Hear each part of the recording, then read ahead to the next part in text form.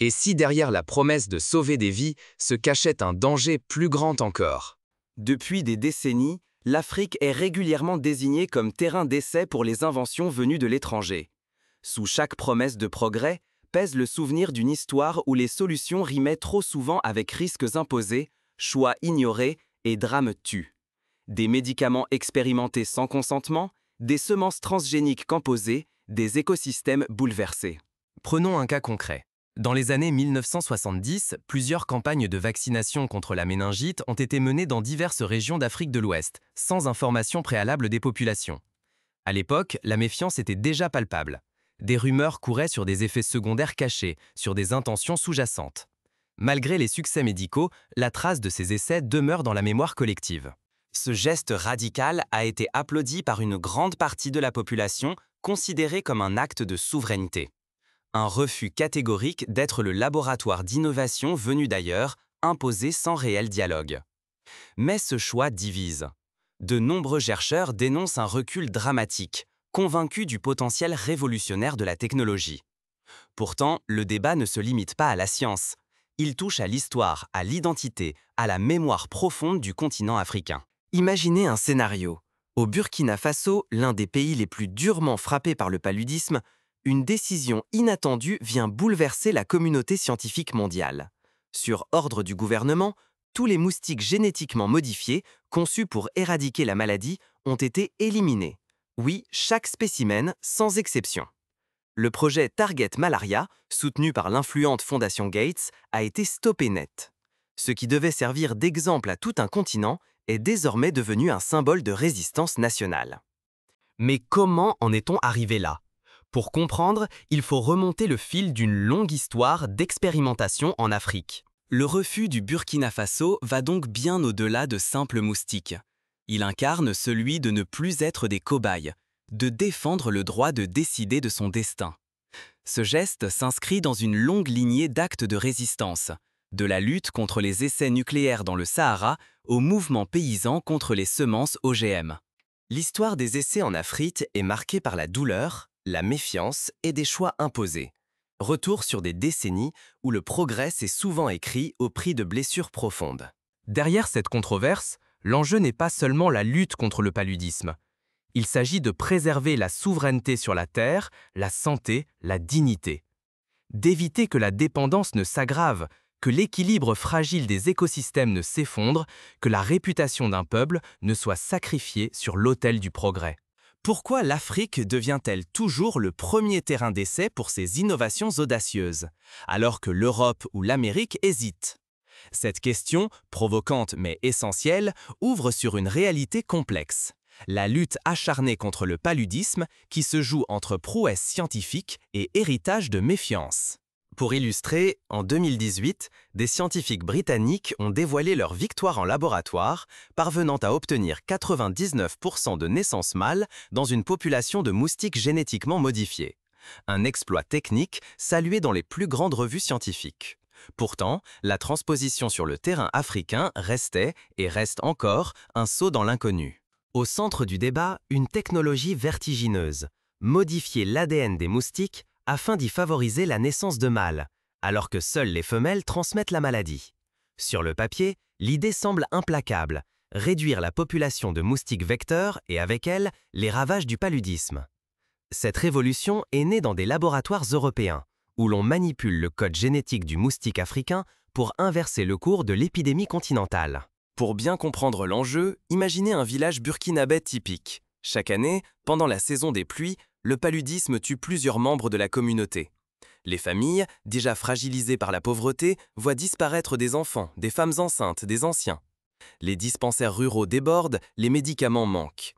Cette réalité, c'est celle de plusieurs centaines de villages à travers tout le pays et de millions de familles à travers le continent africain. Le projet pourrait sauver des dizaines de milliers de vies chaque année. Mais cette promesse s'accompagne de financements massifs venus d'outre-Atlantique. Des fondations occidentales, dont celle de Bill Gates, ont investi des centaines de millions d'euros dans Target Malaria. Elles ont bâti des laboratoires ultramodernes, formé des chercheurs africains et orchestré de vastes campagnes de communication. Pourtant, le choix du Burkina Faso comme cobaye n'est pas neutre. D'abord parce que ce pays d'Afrique de l'Ouest paye le tribut le plus lourd au paludisme, avec des dizaines de morts annuelles. Ensuite, parce que ses règles de biosécurité sont jugées plus souples que celles du Nord. Enfin, parce que les partenaires étrangers y voient un laboratoire à ciel ouvert, loin des contrôles stricts et des débats publics de leur propre société. Face à ce dilemme, le Burkina Faso a tranché. Prudence et souveraineté avant tout. Mais comment expliquer une telle défiance envers des solutions qui se présentent comme purement scientifiques? Pour comprendre ce refus, il faut plonger dans l'histoire des expérimentations étrangères en Afrique et mesurer le poids des cicatrices laissées par des promesses non tenues. Car ici, chaque avancée scientifique réveille d'anciennes blessures et de nouveaux débats. Les OGM, promesses de prospérité ou pièges de dépendance. À chaque avancée biotechnologique proposée à l'Afrique, une même inquiétude plane. Qui profite vraiment et à quel coût pour les populations locales? Pour prendre la mesure de ce risque, rappelons l'exemple du coton OGM au Burkina Faso. Lancé en 2008, il promettait des récoltes miraculeuses. Mais après quelques années, la qualité du coton s'est effondrée, entraînant la perte de précieux marchés internationaux. Les coopératives agricoles, autrefois puissantes, ont vu leurs revenus chuter. Les agriculteurs se sont retrouvés endettés, dépendants de semences impossibles à reproduire. En 2016, le gouvernement burkinabé a fait marche arrière, mais les dégâts étaient faits. Biodiversité appauvrie, savoir paysan affaibli, défiance généralisée. Sur le terrain, l'enthousiasme cède vite la place à la méfiance. Beaucoup de Burkinabés, chercheurs comme citoyens, redoutent qu'introduire des organismes génétiquement modifiés ne bouleverse leur environnement fragile. Personne ne sait comment ces moustiques s'intégreront dans la chaîne alimentaire, ni quels seront leurs effets sur les oiseaux, poissons ou chauves-souris locaux. D'autres s'inquiètent d'une perte de contrôle. Brevets, technologies et propriétés intellectuelles restent sous la coupe d'institutions étrangères. Les souvenirs douloureux de l'échec du coton OGM, imposé puis abandonné, alimentent la suspicion. Accepter de tels essais, c'est risquer de porter seul la responsabilité d'un éventuel désastre écologique, sanitaire ou économique. Nul n'a oublié le précédent des OGM agricoles, arrivé il y a environ 20 ans. Présenté comme la solution miracle pour sortir les paysans de la pauvreté, le maïs et le coton génétiquement modifié devaient ouvrir la porte des marchés mondiaux. Pourtant, les rêves de révolution agricole se sont vite dissipés. Partout, un même scénario. Semences protégées par des brevets, contrôle par une poignée d'acteurs étrangers, dépendance économique renforcée. Les graines traditionnelles disparaissent, les communautés agricoles perdent leur pouvoir, la biodiversité s'effondre. Les paysans deviennent prisonniers d'un modèle imposé de l'extérieur, privés de toute reprise en main. En Afrique du Sud, l'introduction massive de cultures OGM a écrasé la biodiversité. Les variétés de maïs ancestrales, adaptées depuis des générations, ont presque disparu. Les petits agriculteurs, désormais contraints d'acheter chaque année des semences brevetées, ont perdu leur autonomie. Un agriculteur sud-africain, interviewé en 2015, racontait « Avant, ma famille semait ses propres graines. Aujourd'hui, nous dépendons d'une multinationale et nos sols sont appauvris. » Au Burkina Faso, le coton OGM a commencé par séduire avec la promesse de récoltes records. Mais l'euphorie a laissé place à la désillusion. Dettes, effondrement de la qualité du coton, chute des revenus. Les coopératives, jadis puissantes, se sont retrouvées impuissantes face aux multinationales engrangeant les gains. Un rapport indépendant a montré que sur 10 récoltes, 8 étaient déficitaires pour les petits producteurs. Ces échecs ont laissé des blessures profondes. Au Burkina Faso, comme en Afrique du Sud, la promesse d'un progrès s'est muée en crise écologique et en appauvrissement rural. Désormais, chaque nouvelle expérimentation étrangère est accueillie avec une vigilance extrême, voire une méfiance viscérale. C'est dans ce contexte que sont apparus les moustiques OGM. Beaucoup y ont vu la répétition d'un scénario connu, une technologie complexe, contrôlée depuis l'étranger, aux conséquences incertaines, dont la propriété intellectuelle échappe aux populations locales. Qui assumera les risques? Qui paiera en cas d'échec? Cette méfiance n'est pas un réflexe irrationnel. Elle s'ancre dans une histoire réelle de manipulation, d'expropriation et de contrôle étranger, bien au-delà de la simple question technologique. Le danger n'est pas seulement scientifique, il est économique, social, culturel. Il menace la capacité du continent à garder la maîtrise de ses ressources, ses terres, ses semences et désormais ses insectes. L'histoire des OGM agricoles a appris à l'Afrique que l'on ne joue pas impunément avec la souveraineté de peuples longtemps rendus dépendants. Pour bien comprendre la portée de ce danger, il suffit de se souvenir des cas de dissémination accidentelle. En 2010, au Brésil, des moustiques génétiquement modifiés, censés combattre la dengue, ont fini par se croiser avec des espèces locales, produisant des hybrides inattendus. Les conséquences écologiques sont encore mal connues. Ce précédent, bien documenté, a servi d'argument aux opposants burkinabés pour refuser de servir de terrain d'essai. Face à ces cicatrices, le refus du Burkina Faso d'ouvrir ses portes aux moustiques OGM prend tout son sens. Ce geste marque un tournant dans la lutte pour la souveraineté et la dignité africaine. Et si l'aide philanthropique, loin d'être neutre, redessinait la carte du pouvoir en Afrique? Sous couvert de dons et d'innovation, un nouveau rapport de force s'installe. La philanthropie façonne, parfois en silence, l'avenir du continent et y imprime des intérêts qui ne sont pas toujours africains. Aujourd'hui, les grandes fondations étrangères ne se contentent plus de financer. Elles orientent les politiques publiques, imposent leurs priorités et relèguent souvent les savoirs locaux au second plan. Les communautés africaines se voient privées de leur voix, écartées des décisions les plus cruciales pour leur avenir. Pire encore, l'usage de pesticides s'est envolé. Là où les sols étaient vivants, les produits chimiques se sont imposés, menaçant biodiversité, santé et souveraineté alimentaire. Les agriculteurs, dépendants de semences brevetées et d'engrais importés, voient leur futur leur échapper. La dépendance s'accentue avec l'arrivée des OGM. Qu'il s'agisse de moustiques modifiés ou de semences transgéniques, une fois diffusées, il n'y a plus de retour possible. Libérer un moustique OGM ou planter une semence transgénique, c'est accepter une transformation irréversible des écosystèmes dont nul ne maîtrise les conséquences. Prenons la révolution verte africaine, impulsée par l'AGRA. Derrière les promesses de rendement spectaculaires et de prospérité, cette initiative soutenue par des bailleurs occidentaux a échoué à transformer durablement l'agriculture du continent. Les petits agriculteurs, contraints d'acheter des intrants importés et des semences hybrides non reproductibles, ont perdu leur autonomie et leur liberté de choix. Un rapport publié en 2022 montre que sur 10 pays bénéficiaires, 7 ont vu la sécurité alimentaire se détériorer. Celui qui contrôle la semence contrôle la nation. Celui qui contrôle la santé contrôle le destin des peuples. Cette fragilité de la souveraineté africaine n'est pas une fiction. C'est la réalité forgée par des décennies d'expériences imposées de l'extérieur. Mais la défiance africaine ne s'arrête pas aux OGM agricoles ou aux moustiques transgéniques. L'enjeu est immense. Permettre aux sociétés africaines d'imaginer et de choisir leur avenir sans tutelle ni dépendance. Si la philanthropie se transforme en nouveau colonialisme, alors chaque don, chaque projet, chaque moustique modifié devient un levier de domination masquée. Pour mieux saisir la portée de ces enjeux, souvenons-nous des campagnes de vaccination des années 1990, menées lors des épidémies de méningite et de polio. Trop souvent, les décisions étaient prises à Genève ou à Paris, puis appliquées sans consultation locale. Quand des réactions indésirables surgissaient, il était déjà trop tard. Cela a laissé une marque profonde, la conviction que la santé, comme l'agriculture, doit être pilotée par ceux qui en vivent les conséquences. Le risque est colossal. Perdre la maîtrise du futur, voir s'effacer la diversité des cultures locales, l'autonomie des paysans et la résilience des écosystèmes. La destruction de l'environnement, l'oubli des savoirs ancestraux et la création d'une dépendance systémique pourraient être irréversibles. Elle s'étend à toute tentative d'imposer des solutions extérieures sans tenir compte des réalités africaines. Car derrière chaque expérience étrangère, le spectre de la perte de souveraineté hante encore les mémoires africaines.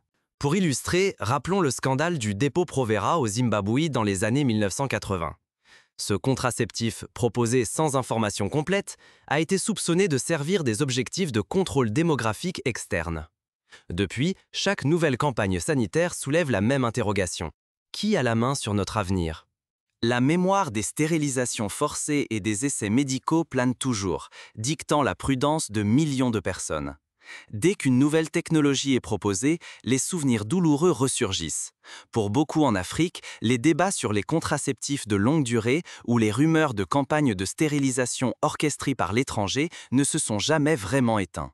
Chaque promesse scientifique est scrutée, Chaque annonce soulève une même question. Qui contrôle ces innovations et dans quel intérêt? Derrière les implants, les vaccins ou les traitements contre le paludisme, la suspicion demeure. Le progrès, oui, mais pour qui? L'expérience a appris à ne rien accepter les yeux fermés. Les démentis officiels, les fact-checks et même les campagnes d'information peinent à effacer les doutes. La mémoire collective n'oublie ni les essais médicaux non consentis, ni les stérilisations imposées, ni les vaccinations menées sans transparence. Tous ces épisodes, vécus ou transmis, ont tissé un fil rouge de méfiance, une vigilance héritée du passé. La question reste entière.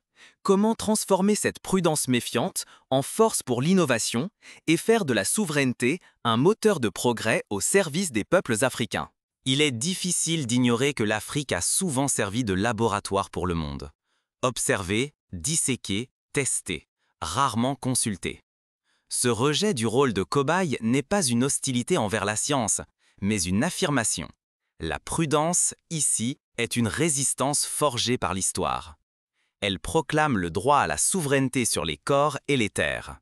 Derrière la méfiance, une peur profonde, perdre la maîtrise de sa fécondité, devenir l'objet de politiques imposées, servir d'instrument à des intérêts extérieurs. Pour beaucoup, rester vigilant n'est pas qu'une précaution, c'est un réflexe de dignité et de survie. Résister n'est pas refuser le progrès, mais tirer les leçons du passé pour protéger l'avenir. Aujourd'hui, beaucoup relient les moustiques génétiquement modifiés, les nouveaux contraceptifs et les vaccins. Le malaise ne porte pas seulement sur la technologie elle-même, mais sur le réseau d'intérêts qui s'y rattache.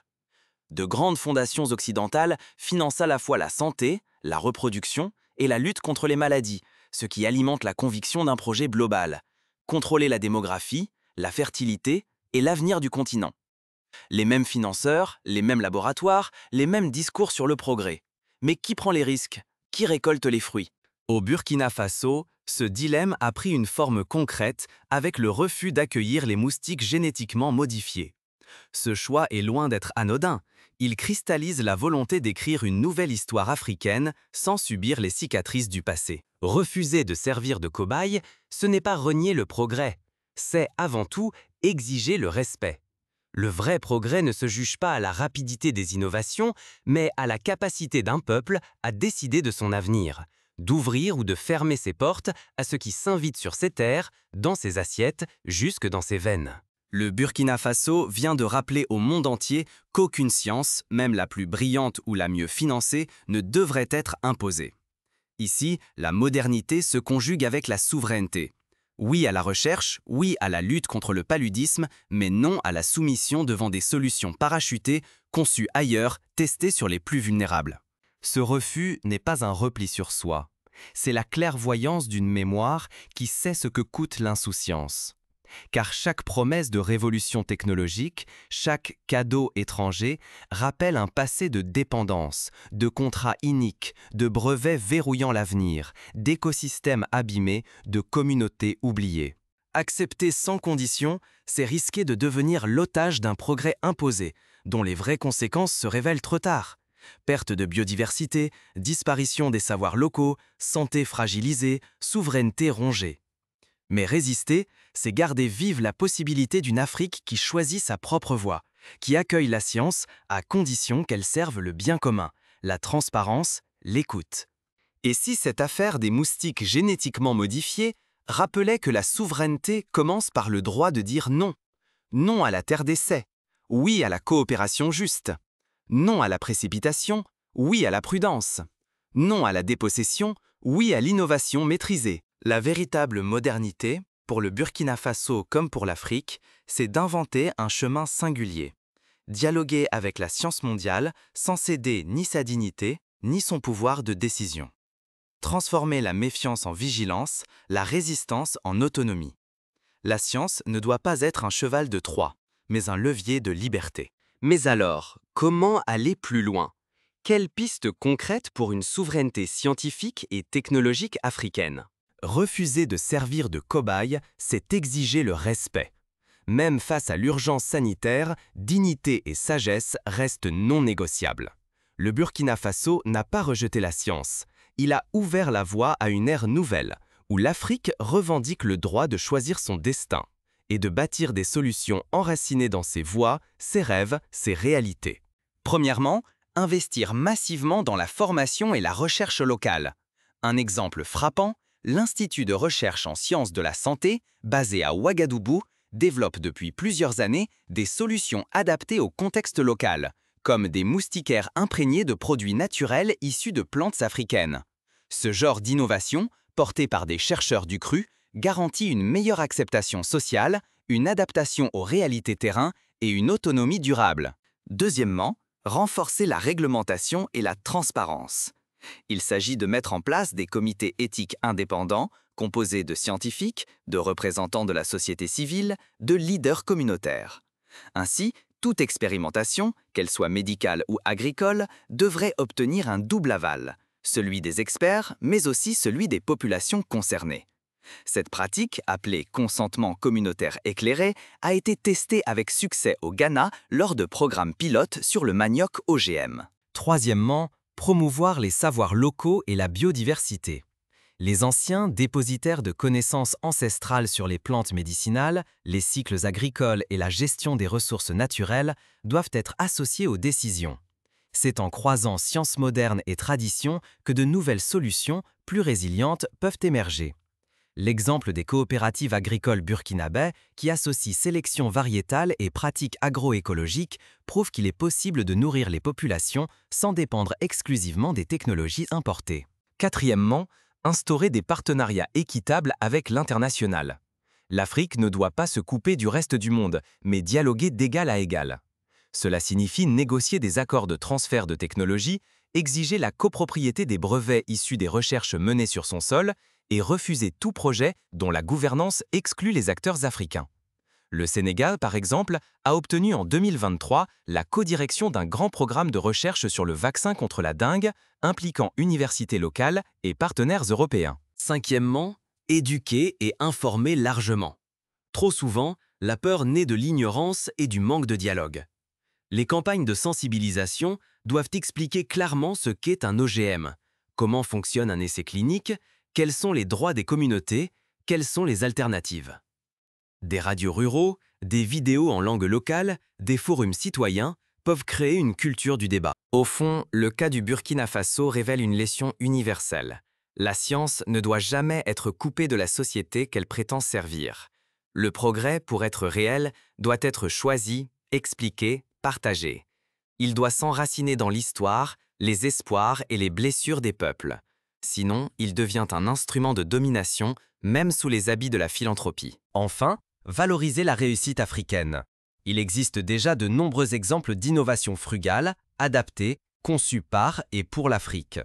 En Tanzanie, des chercheurs ont mis au point une méthode de lutte biologique contre le paludisme, utilisant des poissons locaux friands de larves de moustiques.